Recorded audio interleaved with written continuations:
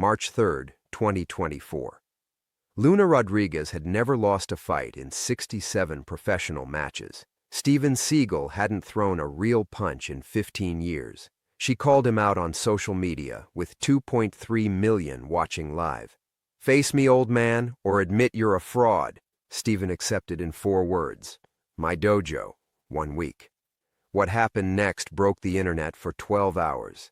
The FBI opened 3 separate investigations because of it. And when the smoke cleared, 2 people knew the truth about Maya Seagal's death, the secret that had been buried in a Louisiana swamp since 2009. The night Steven Seagal discovered his daughter's killer had been training her replacement. The night a father's grief became a weapon sharper than any blade. Before we jump back in, tell us where you're tuning in from. And if this story touches you, make sure you're subscribed, because tomorrow I've saved something extra special for you. The cypress trees swayed in the humid Louisiana night as Steven Seagal stepped onto his porch, blood dripping from his knuckles onto weathered wood. 3 bodies lay motionless in his gravel driveway, their tactical gear gleaming under the security floodlights. Professional killers. The kind who didn't leave witnesses. He'd been expecting them for 15 years. Steven wiped his hands on a dish towel, the same methodical motion he'd used thousands of times after teaching students basic forms. Except tonight, those hands had just crushed a man's windpipe and snapped another's neck with the precision of a surgeon. The third had tried to run. Steven's throwing knife found him before he reached the tree line. The secure phone buzzed against his kitchen table. Unknown number, but Steven recognized the cadence of the ringtone. He'd programmed it himself years ago, back when he still believed he could outrun the past. "You should have stayed hidden," a woman's voice said when he answered. Cold, professional, familiar in a way that made his chest tighten. "Took you long enough to find me." Steven's eyes swept the darkness beyond his property. More would be coming.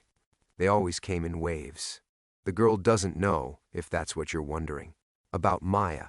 About what you cost us that night in New Orleans. Steven's grip tightened on the phone. Maya's name spoken aloud after years of silence hit like a physical blow. Luna, trained her myself.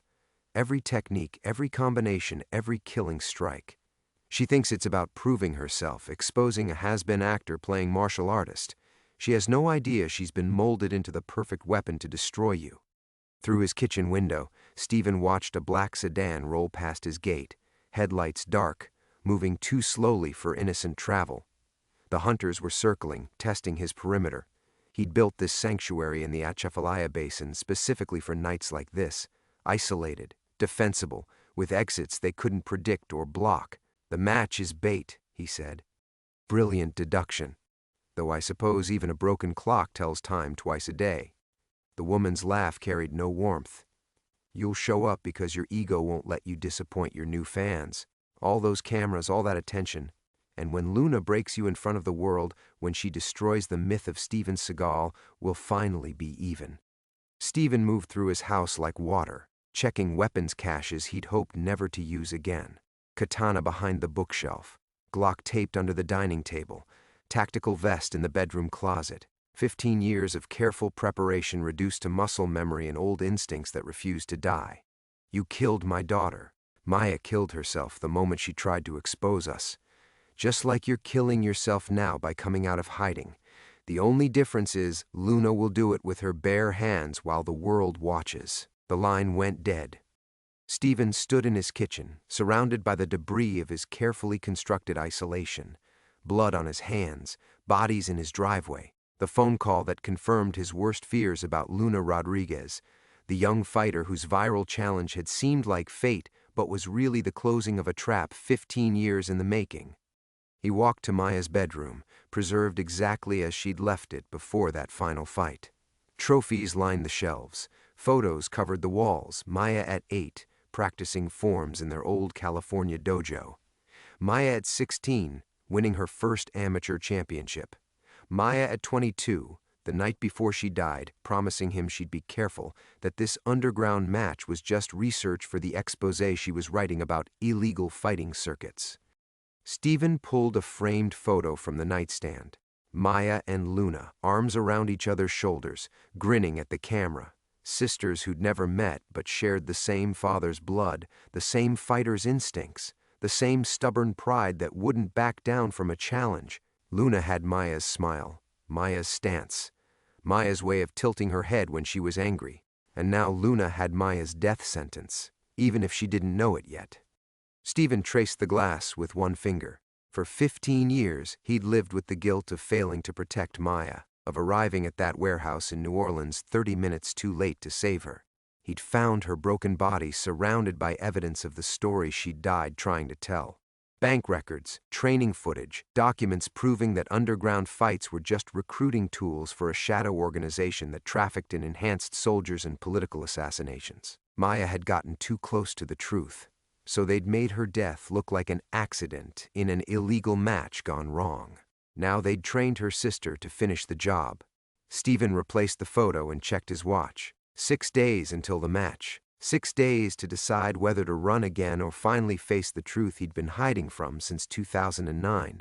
Outside, another sedan joined the first, headlights sweeping across his gate like searchlights hunting prey.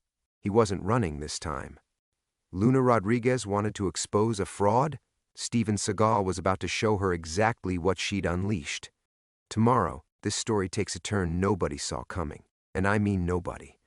Make sure you're here for it, because what I'm about to reveal about Maya's last night alive will change everything you think you know about this fight. Hit that subscribe button and buckle up, because we're just getting started. The sedans disappeared into the Louisiana darkness, but Stephen knew they'd be back. They always came back.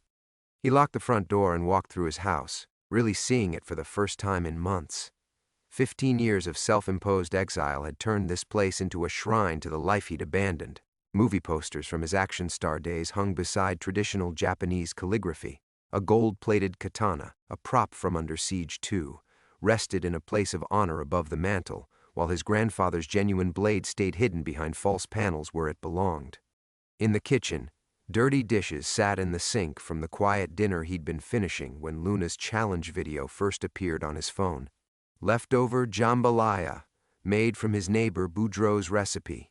Simple food for a simple life. The kind of evening routine that had kept him sane through years of hiding.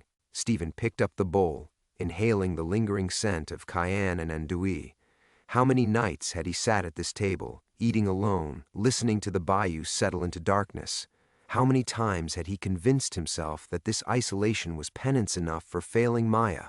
The answer felt hollow now. All those years of self-punishment, and they'd been planning this moment anyway. He rinsed the bowl with deliberate slowness, muscle memory from a childhood spent washing dishes in his grandmother's kitchen. Back then, she'd told him stories of samurai who found meditation in simple tasks. The way you clean a dish, she'd said, is the way you face the world. Tonight, his hands shook slightly as he dried the ceramic. Not from fear. Steven Seagal had stopped feeling fear somewhere around his third CIA Black Ops mission, but from something deeper, recognition. The understanding that his carefully constructed piece was ending whether he wanted it to or not. Through the kitchen window, the Atchafalaya Basin stretched into darkness. Cypress trees older than America stood sentinel in black water, their Spanish moss swaying like ghosts in the humid air. He'd chosen this place specifically for its isolation, but also for its beauty. Maya had always loved wild places. She'd have appreciated the way moonlight turned the swamp into silver. Stephen poured himself 3 fingers of bourbon, Pappy Van Winkle, a luxury that felt earned after tonight's visitors, and settled into his reading chair. The leather had molded to his body over the years, creating a perfect depression where he spent most evenings. Usually, he'd read Zen philosophy or military history. Tonight, he opened Maya's journal. He'd found it in that New Orleans warehouse, clutched in her dead hands. 15 years. And he still couldn't read more than a few pages without feeling like his chest was caving in. Her handwriting filled every margin, observations about fighting techniques, questions about underground tournament financing, theories about who was really running the circuit. Day 23, the way these fighters move isn't natural. Too precise, too coordinated. Like they've been training together for years, not meeting for the first time. Rodriguez, Luna's trainer, keeps watching from the same corner, never cheers, never reacts. Just observes, taking notes. Stephen's finger traced her words. Even then, Maya had suspected something was wrong. She'd died trying to expose the same organization that had now weaponized her sister. The bourbon burned, but not as much as the memory of finding Maya's body. 22 years old, neck broken, surrounded by scattered papers and a cheap digital camera with its memory card missing. The police had called it an accident during an illegal fight. Stephen knew better, but he'd had no proof, just a father's intuition and 15 years of paranoia to prove him right. His phone buzzed against the side table. Text message from an unknown number, a photo of Luna Rodriguez training, sweat gleaming on her skin as she demolished a heavy bag with combinations that looked exactly like Maya's favorite sequence. The message below made his blood freeze. She asks about her sister sometimes. We tell her Maya was weak. Tomorrow she'll prove it. Stephen set the phone aside and walked to his bedroom closet. Behind the hanging clothes, a false wall concealed his real shrine, not to Maya the daughter, but to Maya the investigator.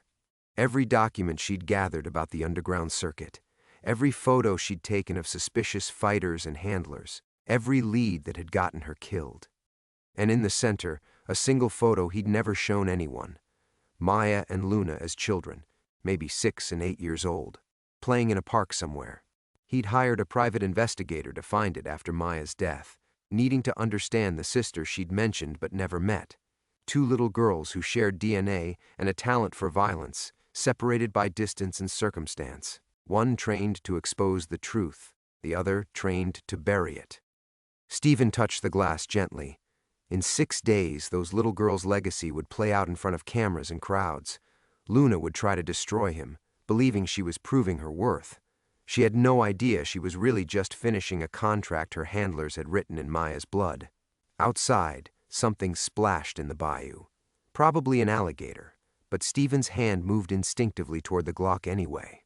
Old habits from a life he'd tried to leave behind. 6 days to decide whether to run or fight back. For the first time in 15 years, running felt like cowardice. Stephen's hand was still resting on the concealed Glock when headlights swept across his bedroom window. Not the careful surveillance from earlier. This was direct, purposeful, aimed straight at his front door. He moved to the window and peered through the blinds. A single vehicle this time. Expensive. A black Mercedes with Louisiana plates, engine still running, driver's door opening with mechanical precision. The woman who emerged looked exactly like the voice from the phone call. Mid-50s, steel gray hair pulled back in a severe bun, moving with the fluid confidence of someone who'd spent decades killing people professionally. She wore a simple black suit that probably cost more than most people's cars, and her hands stayed visible as she approached his porch. A gesture that somehow made her seem more dangerous, not less. Stephen recognized her walk before he recognized her face. The same predatory glide he'd seen 15 years ago in that New Orleans warehouse, standing over Maya's broken body like a scientist examining a failed experiment. Dr. Elena Kozlov, the architect of Maya's death. The woman who'd disappeared into Black Ops legend before Stephen could find her. Now she was knocking on his front door like a neighbor borrowing sugar. "I know you're watching," she called through the wood. "We need to talk, Stephen. Face to face. There are things about Maya you still don't understand." Stephen's finger found the Glock's trigger guard. Every instinct screamed at him to put 3 rounds center mass and worry about consequences later. This woman had orchestrated his daughter's murder, turned Luna into a weapon, shattered 15 years of carefully constructed peace. But she'd come alone, unarmed, standing in his floodlights like she was surrendering. That made her more dangerous than an army. Stephen opened the door but kept the gun behind his back. "Dr. Death herself. I was wondering when you'd stop hiding behind phone calls and teenage girls. May I come in? What I have to show you shouldn't be discussed outside. The last time you wanted to show me something, I found my daughter's body." Kozlov's expression didn't change, but something shifted in her posture. Maya's death was unfortunate. Necessary, but unfortunate. She'd gotten too close to information that would have compromised years of work. Hundreds of lives were at stake. One life was at stake. The only one that mattered to me. That's exactly why you need to see this. Kozlov reached into her jacket with deliberate slowness and withdrew a manila envelope. "Maya left something for you. Something I've been holding in trust." Stephen's world tilted. Maya left me everything in her apartment. I went through every scrap of paper, not everything. Kozlov held out the envelope. She hid this in a safety deposit box under a false name. Took me 14 years to find it. The key was sewn into her jacket lining. Stephen stared at the envelope like it might explode. Maya's handwriting across the front for Dad. If you're reading this, they got me. His hands shook as he reached for it. 15 years of grief, of questions, of wondering what Maya's last thoughts had been. The answer was apparently waiting in a envelope that felt heavier than it should. There's a video file inside, Kozlov said quietly. Maya recorded it 3 days before she died. She knew she was in danger, but she was closer to the truth than even I realized at the time. Stephen opened the envelope with surgical precision. Inside, a USB drive, a handwritten letter, and a photograph he'd never seen before. Maya and Luna again, but older this time. Teenagers. Maya had her arm around Luna's shoulders, both girls grinning at the camera, wearing matching tournament medals. His vision blurred. Maya had met her sister. They'd trained together, competed together. All those years, Stephen had believed Maya was investigating the underground circuit as an outsider. She'd actually been, she was working for you. The words came out like broken glass. Maya was never working for us, Stephen. She was working with us. There's a difference. Kozlov stepped closer, her voice taking on an almost maternal tone. Your daughter wasn't the innocent victim you've spent 15 years mourning. She was one of the most effective deep-cover operatives I've ever trained. Stephen's hand tightened on the gun. You're lying. The video will explain everything. Maya's real mission, why she had to die, and why Luna believes she's fighting to avenge a sister who was murdered by the same organization that actually trained them both. Kozlov's smile held no warmth. Your daughter was brilliant, Stephen. She understood that sometimes the only way to destroy an enemy is to become indistinguishable from them. The photograph slipped from Stephen's fingers, fluttering to the porch like a falling leaf. 2 teenage girls, arms around each other, smiling at secrets Stephen had never been allowed to share. His isolation, his grief, his carefully constructed exile, all of it built on a lie his own daughter had helped create. Everything he thought he knew about Maya's death had just shattered like glass. Stephen's legs gave out. He caught himself against the door frame, the USB drive clutching in his palm like a grenade with the pin pulled. 15 years of mourning a daughter who'd been living a double life.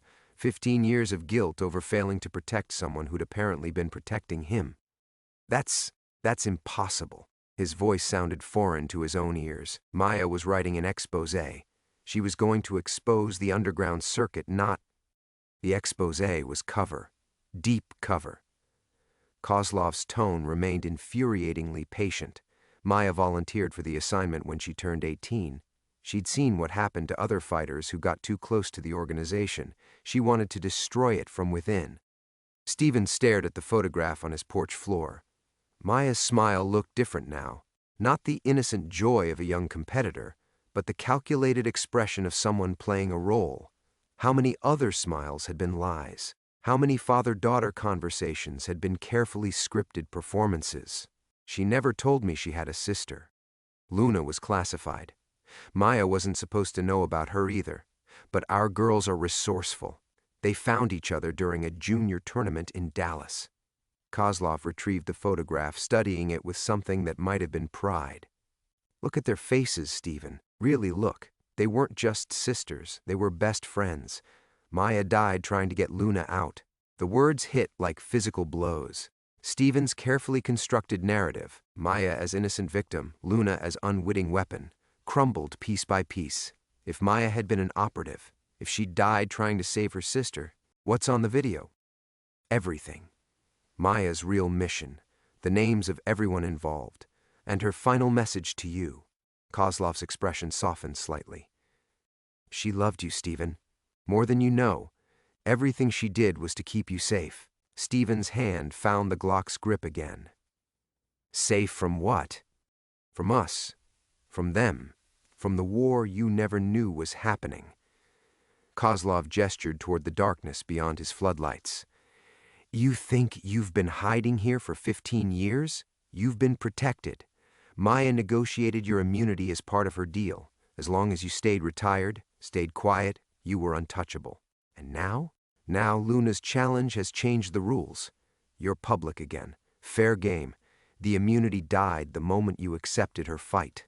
Stephen felt the bayou spinning around him. Every choice he'd made since Maya's death, the isolation, the exile, the carefully maintained obscurity, had been orchestrated by his own daughter. She died to keep him safe, and now her sister was about to destroy everything Maya had sacrificed for. Luna doesn't know. It wasn't a question. Luna believes her sister was murdered by the same organization that trained her. She thinks she's fighting to honor Maya's memory. Kozlov's smile held genuine sadness. The truth would destroy her. Maya understood that. It's why she chose to let Luna believe the lie. Stephen closed his eyes and saw Maya at 8 years old, promising to protect him from bullies at the dojo. At 16, insisting she was strong enough to take care of herself. At 22, hugging him goodbye before leaving for what they both thought was just another investigative trip. She'd been protecting him her entire life, even from herself. The video, he whispered. Watch it alone. Tonight. Then decide if you want to keep living Maya's lie, or finally tell Luna the truth about who killed her sister. Kozlov turned to leave, then paused. For what it's worth, Stephen, Maya was proud of you. She used to talk about the man you'd been before Hollywood, before the ego and the scandals. She believed that man was still in there somewhere. What man was that? The one who died to protect his family. The one who never backed down from a fight that mattered. Kozlov's eyes glinted in the floodlight. The one who's going to face Luna Rodriguez in 6 days and decide whether love means protecting someone from the truth or finally setting them free. The Mercedes door slammed with expensive finality. Taillights disappeared into the bayou darkness, leaving Stephen alone with a USB drive that contained his daughter's ghost and 5 days to decide whether to resurrect her. Inside, the bourbon waited on his side table. Maya's journal lay open to her observations about Luna's trainer. The photograph of 2 smiling sisters rested on the mantel like an accusation. Stephen looked at the USB drive in his palm. Such a small thing to hold 15 years of lies and love and impossible choices. Outside, an alligator bellowed in the darkness, a sound like grief made audible. Tomorrow, he would learn what Maya had really died for. Tonight, he would mourn the daughter he'd never actually known.